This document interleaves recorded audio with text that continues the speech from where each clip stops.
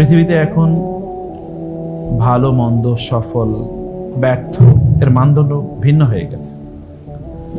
কোন এক সময় সফল বলতে তাকে বলা হতো যিনি ভালো মানুষ ছিলেন, মানুষের জন্য কাজ করতেন। এখন সফলতার সংজ্ঞা ভিন্ন।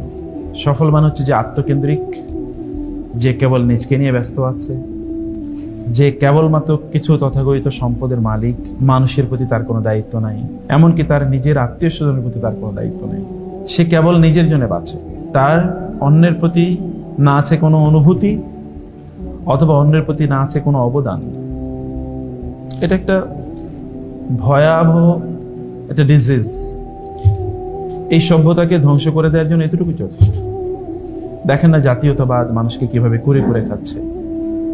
এই দেশ ওই দেশের উপর আক্রমণ করবে, এই দেশ ওই দেশের সম্পদ লুণ্ঠন করে নিয়ে যাবে। এটা এখন মানুষের চরিত্র হয়ে পড়েছে এবং এটা অধিকার মনে করা হয়। জাহেলি যুগে ঠিক কেমন ছিল? আল্লাহ তাআলা তোমাদের মধ্যে কারো উপর কাউকে দিয়েছেন। দুনিয়ার জীবনে আমরা কাউকে একটু বেশি দিয়েছি, আল্লাহ বলছেন আমি কাউকে বেশি দিয়েছি, কাউকে কম দিয়েছি, যেন মানুষ একজন আরেকজনকে তার কাজে লাগাতে পারে, যেন একটা সুষ্ঠু সমাজ তৈরি হয়, যে সমাজে পরস্পরের প্রতি পরস্পরের দায় আছে, দায়িত্ব আছে এবং একজন আরেকজনের সাথে সম্পৃক্ত।